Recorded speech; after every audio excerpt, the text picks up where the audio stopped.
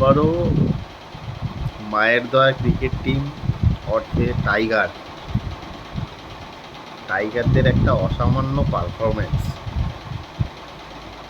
টাইগাররা এখন ইউএসএতে গেছে বিশ্বকাপের আগে প্রস্তুতি ম্যাচ খেলতে। তো প্রস্তুতি ম্যাচ খেলা চলছে ইউএসএর সাথে বাংলাদেশের খেলা হচ্ছে T20। যারা কিনা সারা জীবনে ক্রিকেটে হাত ছুঁয়ে দেখায়নি, এবং দেশের যে 11 জন প্লেয়ার, সেই 11 জন প্লেয়ারের মধ্যে 60% প্লেয়ারই এই দেশ ওই দেশ থেকে ভাড়া আনা প্লেয়ার। আর আমাদের টাইগাররা হচ্ছে একদম সেট টিম, খুবই শক্তিশালী টিম, ফুল টিম নিয়ে ফুল এফোর্ট নিয়ে খেলছে। আমি জানি না এর থেকে আরও বেশি কত শক্তি দিলে তারা একটা ইউএসের মতো টিমকে হারাতে সক্ষম হবে। যাই হোক, ওদের খেলা দেখার পর আমার একটা গানই মনে পড়ছে, আমি পারি না রে পারি না, আমি কেন মরি না। এই কথাটা বলতে ইচ্ছা করছে। প্রচণ্ড শক্তিশালী টিম। অ্যাকচুয়ালি যেটা খেলতে গেছে বাংলাদেশ, ওদের টার্গেট এই বিশ্বকাপটা নয়। এই বিশ্বকাপটা ওদের 2099 সালের বিশ্বকাপ অ্যাকচুয়ালি টার্গেট। এই বিশ্বকাপ যে খেলা চলছে 2099 সালে ওরা বিশ্বকাপ টার্গেট নিয়ে এখন থেকে ওরা মাইন্ডসেট করে এগোচ্ছে। ইউএসের মতো মানে বিদ্যুৎ, আজকের খেলাটা যদি কেউ দেখে থাকেন দেখবেন বিদ্যুৎ যে গতিতে পড়ে তার থেকে ওদের উইকেট আরও তাড়াতাড়ি পড়ছে, মানে আসছে যাচ্ছে, মানে পেছনে হয়তো পায়খানা চেপেই আছে, কতক্ষণে আউট হয়ে ফিরবে।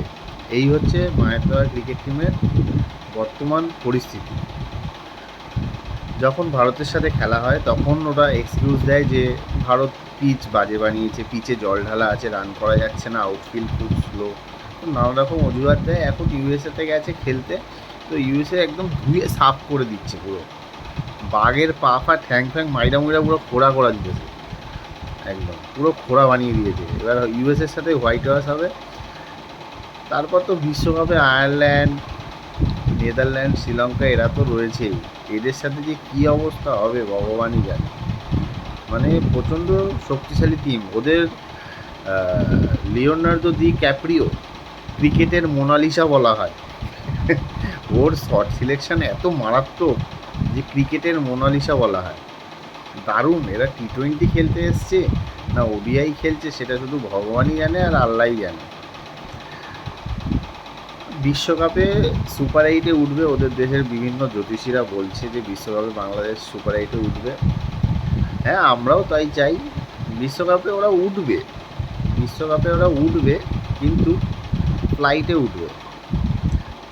উঠে আবার দেশে ফেরত চলে আসবে। যাই হোক, এর থেকে আর বেশি কিছু বলতে ইচ্ছা করছে না এই মায়ের দয়া ক্রিকেট টিম নিয়ে, যারা কিনা ভগবানের দয়ায় চলে, আবার বড় বড় অনেক বাফেলাও দেয়। বেশি কিছু বলতে চাই না।